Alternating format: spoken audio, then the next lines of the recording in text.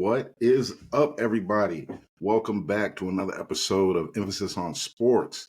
I am your host, Damon Anthony. I know it's been a little minute since we talked. Life has been lifing, but let's get to some sports. There's been a lot going on in the sports world.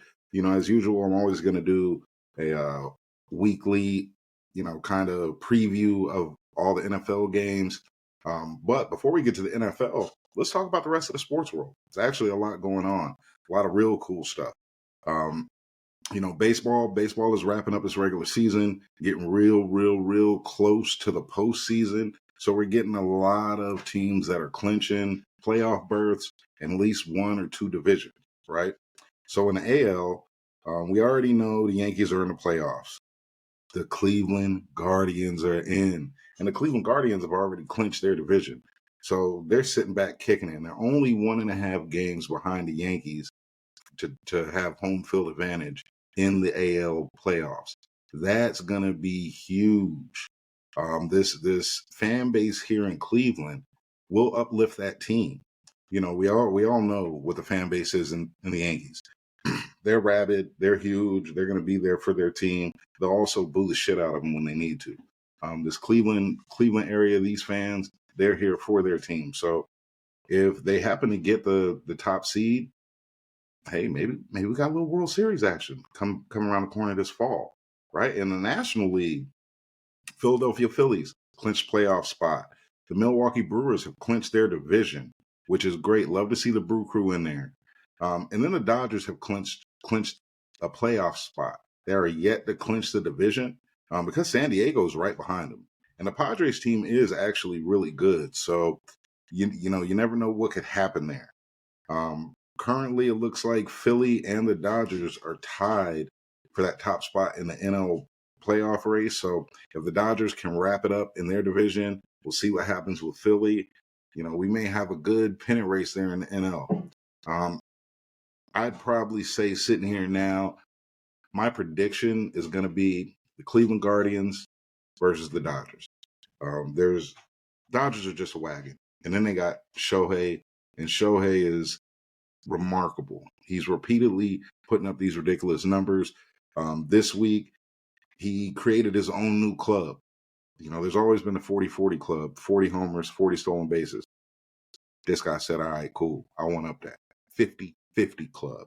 And then when he clinched the 50-50, homie hit 3 homers that night. Like, the dude's phenomenal. He's remarkable. But let's not be that much of a prisoner of the moment, where we don't remember the people that came before. Best hitter ever in baseball, I'm going to say Tony Gwynn. Pete Rose, monster, absolutely, but Tony Gwynn was just a whole different kind of dude, right? And then Barry Bonds, whether you like it or not, steroids or not, he's one of the greatest hitters of all time. Yeah, he hit home runs, and we can, attribute some of that to the roids, sure. But dude's one of the best hitters ever. And they both did it over an extended period of time. So let's see if Shohei keeps this up, because that's the biggest thing. And we all know that he's more than likely going to get back to pitching. But, what we're seeing right now is just great. It's great for this generation. It's great for people my generation to just see somebody come out and just ball like that. Stuff like that is always fantastic, right? So yesterday also, college football. Now, college football is becoming real interesting because there's a lot of parity. There's only, I would probably say, a handful of really good teams that I'm going to look at and I say, yeah, those are the ones. Texas, Ole Miss, Michigan looks pretty good out there. Those are teams. I mean, Ohio State looks good, but they haven't played nobody yet. Penn State looks all right, but there's a lot of parity. Missouri almost lost to Vandy. When you look at some of these matchups, Nebraska, they had looked good over the first couple weeks. They lose to Illinois, right? Tennessee, Oklahoma. Tennessee continues to look really well. That's another team that I really have some high hopes for later on. They knocked off Oklahoma yesterday. Then probably the game of the day was USC at Michigan. That one was a real hard-fought battle. Michigan won by 3. Can't take anything away from USC. I mean, they went to the big house and they lost. But just a great game, fantastic game all the way around. Um, Probably one of the biggest moments yesterday was the Colorado team. Colorado beating Baylor, having to force overtime with a Hail Mary right at the end of the game. Travis Hunter knocking the ball out in overtime to be able to hold down the victory. This Colorado Buffalo team, now I'm not going to sit here and say they're going to make the playoffs or even that they're that good of a team. They are exciting. They're exciting to watch whether they win or lose, especially because of the whole Coach Prime aura wrapped around them. But they went ahead and got business done yesterday. So college football, it's been, there's no real huge juggernauts except for maybe Texas is poking out there. I want to see what happens coming up with Arch Manning and Quinn Ewers. How's that going to work out when Quinn's back healthy? We know he was the starter. He was the big guy, but Arch Manning balling since he had to take over for him. Simple as that. Like the proof's in the pudding. It's not even one of those things where it's like he's a Manning. Dude's putting up numbers. And the guy could run. He could run faster than all of his uncles combined. So that's going to be a real interesting thing to see what Texas is going to do next there. Right. So let's definitely keep our eye on this. And with that 12-team playoff, it leaves a lot of room for those two losers to get in. So some of these games that we're seeing early, we don't know how much that's actually going to affect these teams later on getting in. Teams like, say, Texas, Tennessee, Ole Miss, they keep doing what they're doing. They're going to get in. They're going to be high seeded. But the back half, those back six teams, who knows? Who knows what's going to happen? It's going to be real interesting as it unfolds just to see if teams do get eliminated. Like when we look at pro schedules and pro standings, a lot of times by in the NFL, like maybe by week 10, week 11, you already know there's a handful of teams. They're mathematically eliminated. I don't know if that can happen with college because there is some opinionated feelings on how teams make rankings. So that's something that I'm real anxious to see. And I really just want to see that process, how that goes. We always know that there's teams that bitch about not getting in. It's really going to go down this year. Those teams that come in 13, 14, 15, they're going to make a case, and their case is probably going to be rather valid. That's just stay tuned on that one. Something big to see. Another thing going on in sports before we get to the NFL, WNBA playoffs start today. I will tune into some of those games. Anybody out there that doesn't watch the WNBA that says they're a sports fan or says they're a basketball fan, come on, turn the TV on, watch the game. Really great competition, really good games, So I'm expecting to see, just some real good games, to be honest with you. Matchups are Dream at Liberty. I'm going to take the Liberty in that one. I actually think the Liberty is going to win the East. With Stewie, with Ionescu, they got ballers over there, and they continue to always play well, especially together. Everybody, all things considered, everybody's healthy. There's no reason I can't see the Liberty rolling through the East. Also in the East, we got the Fever at the Sun. So last year, the Fever absolutely sucked. They draft Caitlin Clark. The team changes, the dynamic, the whole nine. And Caitlin Clark is an absolute monster. Let's not forget that. But she was able to bring them to the playoffs. She made a little bit of a statement as far as potentially being an MVP. She absolutely should be Rookie of the Year. But the MVP is also playing today. Asia Wilson. We got the Storm at the Aces. That one's going to be a real good series also. But I got the Aces knocking that one out. In that Fever Sun series, I'm going to take the Fever in that one. I'm going to take the Fever. I'm going to take the buzz with them.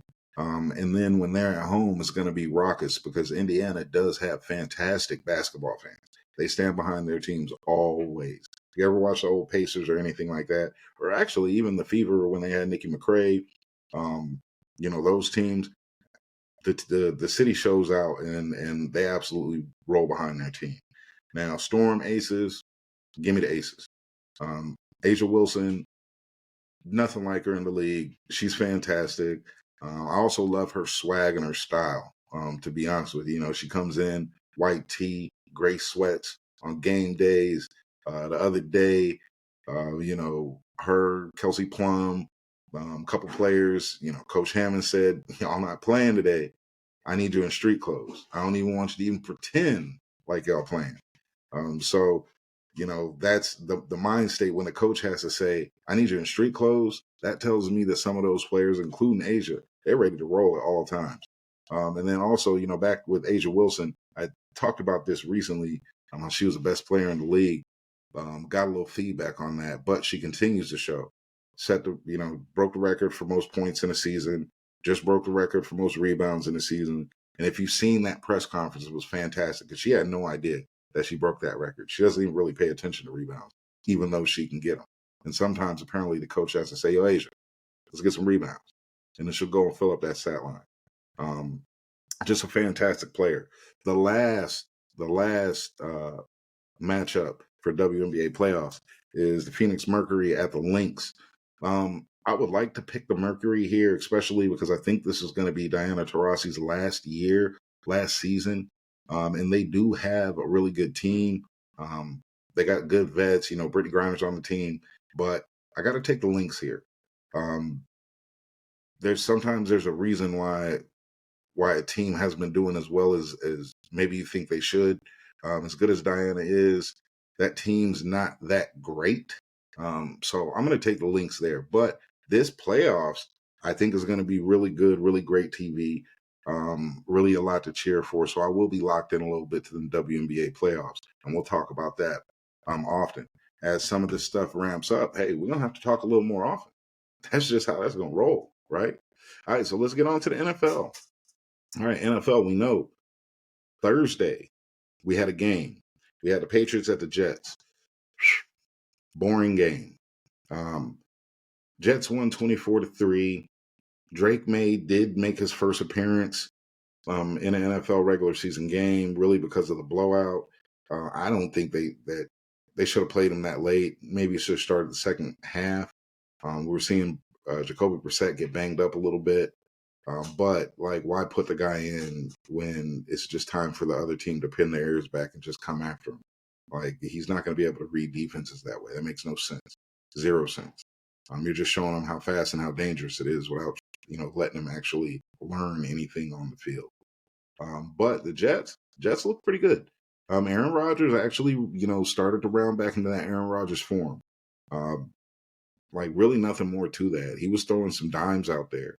He was looking like Rodgers, just the same brain processes and all of those things. So the Jets, these are all of these little games. These are good building blocks for them. And the fact that they, started against the 49ers, you got to start against a great defense, great team.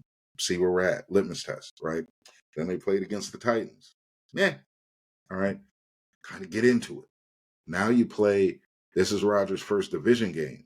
So now the buzz is different. The vibe's different. The whole thing is different. Now you see they're starting to round. So let's see how this Jets team continues to grow, especially pending injury. That's going to be a real, real big one.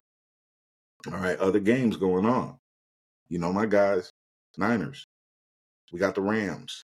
So this is a road home game. This is what we like to say in 49er land because it's the Rams. So when you watch the game, you're probably going to see 75% of the crowd is going to be wearing red, going to be dressed something like this because 49ers do travel and we take over SoFi, right? But this one is a real interesting game.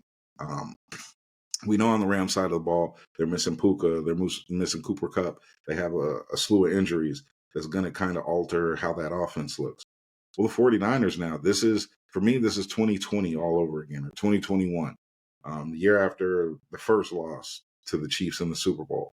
I remember going into that season, feeling good about that season, then boom, just like that, everybody gets hurt. This is kind of one of those, at this moment, we do have a lot of players, obviously, but going into this game, Christian McCaffrey's on the IR, Debo's out. George Kittle just got ruled out. That's definitely some game-changing things there. But this is that time when Brock Purdy, hey, Brock, dial it up. He's supposed to be the guy. We all got faith in you and believe in you. But now show them. Show them. Brandon Ayuk, you held out. You got your bread. You got your money. I'm happy you got your money. But now you're missing some guys. So you're the one that we got to lean on. So I mean, I'm always gonna take the Niners. But I would take them anyway against the Rams. I don't believe in the Rams. We don't believe you. You need more people. But this should be a real interesting one. I'm expecting, some pretty good scores by the Niners. I'm going to say Niners 27-17. That's where I'm going to go there. Let's just see how that works out. All right. Game in my home area. New York Football Giants at the Cleveland Browns. This one, the Browns still haven't looked to me like I expected. Thought they were going to come out just with the season, play a lot better, get their thing done. Currently, they're not. They did win last week to get to 1-1, but it was a very ugly, terrible, horrible game to watch. If you're a Browns fan, you're just happy you won. Now, on the other side of the field, the Giants look absolutely horrible. They just look horrible, top to bottom.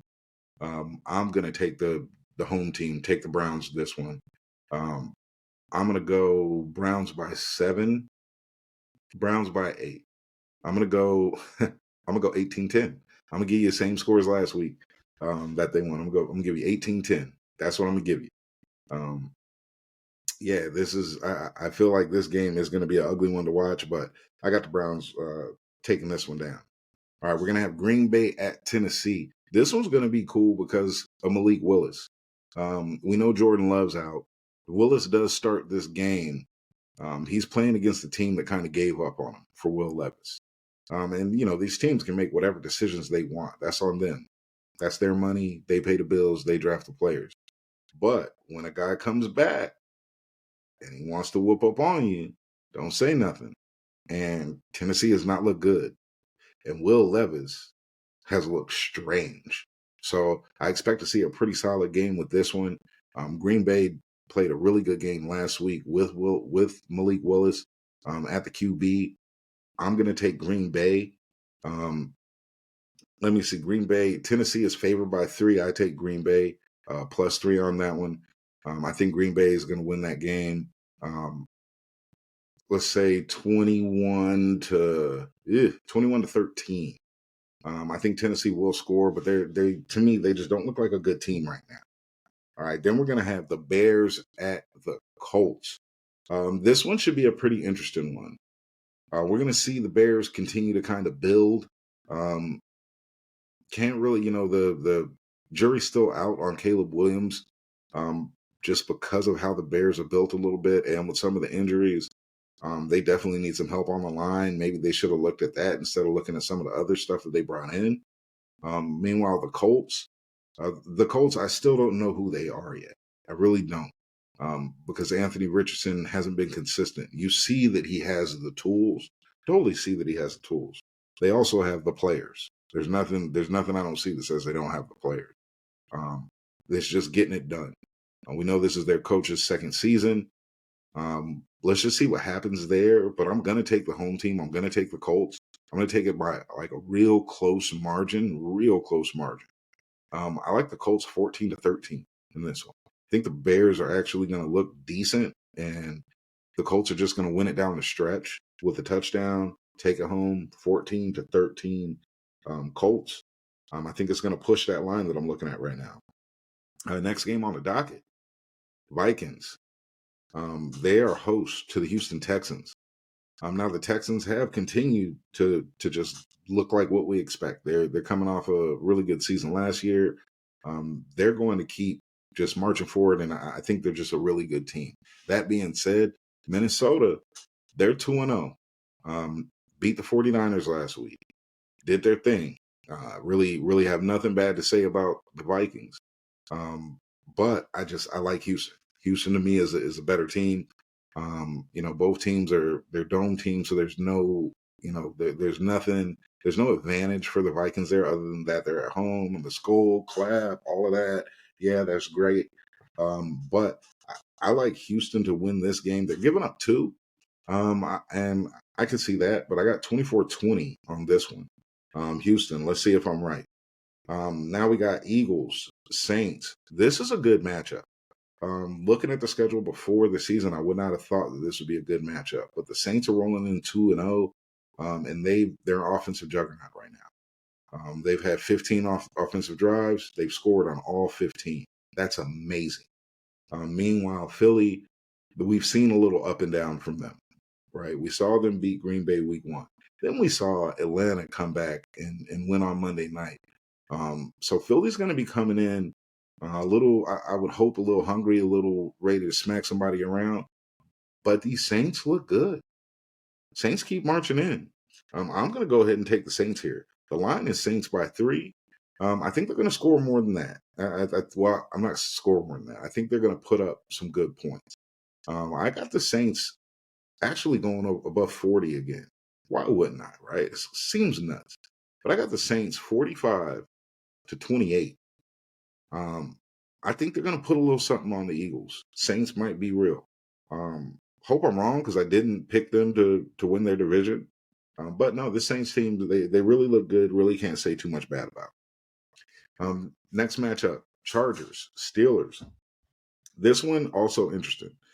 Chargers are 2-0, but they beat 2 bad teams. Steelers also 2-0, but their offense looks real discombobulated. I like the Steelers at home here. The line is 2.5.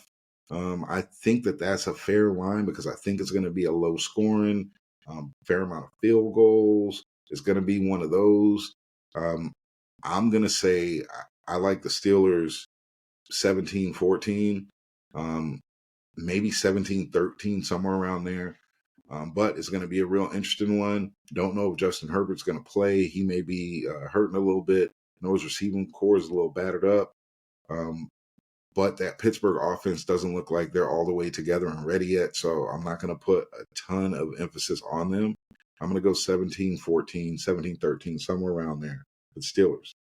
Next matchup is Denver at Tampa.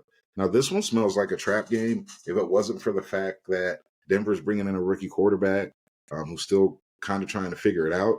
I don't think Tampa's clicking all the way like they should. I think they're still trying to figure it out too.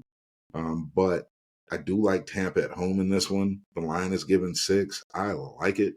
I really do. I'm going to say this one's going to be more around the 24-13 range. But I definitely will take Tampa at home. They've looked pretty good. Baker's looked pretty good. Denver just hasn't. There's no two ways about it. I put a bow tie on a pig, but they just haven't looked good. Next matchup we're going to have is Carolina Panthers at the Las Vegas Raiders. This is one of those games, and you guys will hear me say it. This is a no one cares game. Giants, Browns, no one cares games. And I'm talking about other than their fan base. These games don't excite you. Carolina at the Raiders is not exciting at all. We'll see what Andy Dalton does in his return as a starter. I don't know. This just is whack. I'm glad that I don't live in either one of these places so that this would be the only damn game on TV. I'd have to get the package or go to a restaurant or sports bar or something if I lived in one of these places. Because this just looks like it's just terrible. I'm going to take the Raiders at home just because they're at home and Carolina's terrible. And why not?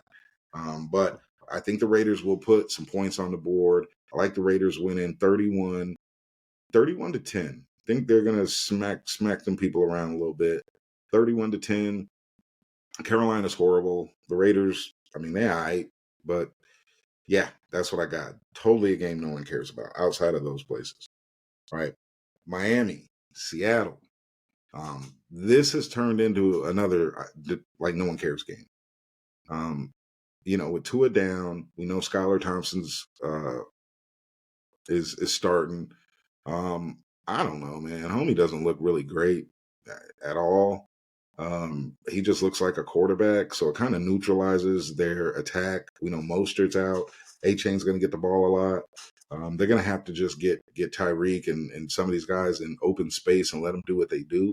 Meanwhile, on the Seattle side, they just look like a normal football team. Nothing flashy, nothing great. Sure, they got DK and he can run his ass off, but they're just, to me, just an average run of the mill team at this current moment.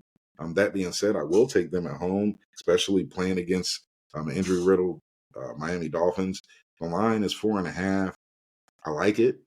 I don't think this is going to be a high scoring game. Not too high scoring at least, but I definitely like it. 23-17. I'm going to take Seattle there. Another huge game of the day.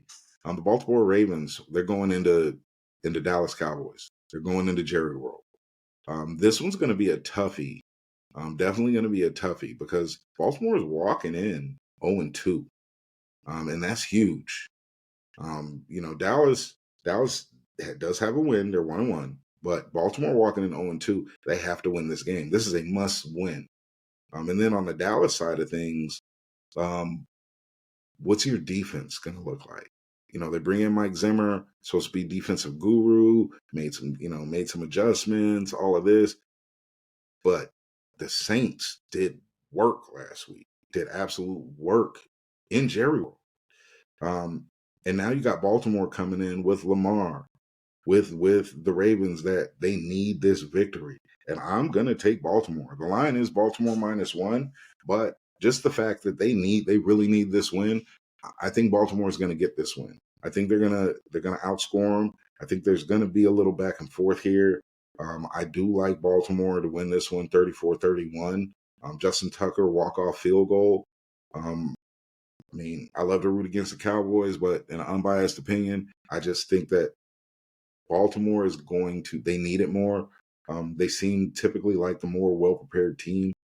So I think they're going to walk in here and they're going to slug it out. I believe it's going to be a back and forth, a little bit of a slugfest, but it's going to be a great game to watch. Last game on the 4 o'clocks is Detroit at Arizona. Now, this is another one. Detroit, you got to come out and get this dub. Last week, Tampa came in and they did their thing. No matter how you want to shake it, no matter how anybody wants to say it, they did their thing and Detroit went down. Well, this Arizona Cardinals team actually looks pretty good. They look like they could put some numbers on the board. Which, if that's what it's going to be against Detroit, that's fine. They're well equipped to that. Can't have Goff out there throwing 55 times again. You got to find a better balance pass run, so that way your play action pass, is effective. But we're out there seeing on the Cardinals side, we're seeing all the things that everyone thought that the Cardinals could be in an early window, just in an early window. Not all the way sold on them, but if you got to be honest, they looked all right. They put up some numbers. Kyler, he found Marvin Harrison Jr. A couple times early last game, and that guy's going to be a beast. We know Arizona has some players. In this one, the line is Detroit by 3. Give me the Cardinals. Give me the Cardinals at home with the upset. I'm going to take the Cardinals 38-34. I think this one's going to end with Jared Goff trying to go down the field, score a touchdown to win, and he's going to throw a pick. That's my call there. Last game of the night for Sunday night, Kansas City at Atlanta. This one, Kansas City's favored by 3. Kansas City comes in as Kansas City. They're good. There's not really, holes in them right now. Pacheco's down, so we'll see how their backfield works out. We know Piron's going to be back there, but I just don't know. They may not lean that much on their running game, just use it a little here or there. But they'll be fine. They're the Chiefs. Last week on Monday, we got to see a little bit of what we expect from Atlanta with Cousins. That last drive, walking down the field, scoring to win. That's something that Atlanta didn't have that they needed. So now that they have it, does that mean better things for them? I don't know. It's possible. But for this one, I'm going to take the Chiefs. I think this is going to be a close game. I think this is going to be a lot closer than people would think. But I'm going to take the Chiefs winning this one 24-22. I think there's going to be a field goal at the end of the game. Don't ask me how I get, the 22, but 24-22 Chiefs. I don't think they cover. I like Atlanta plus the 3. That's that 24-23, right?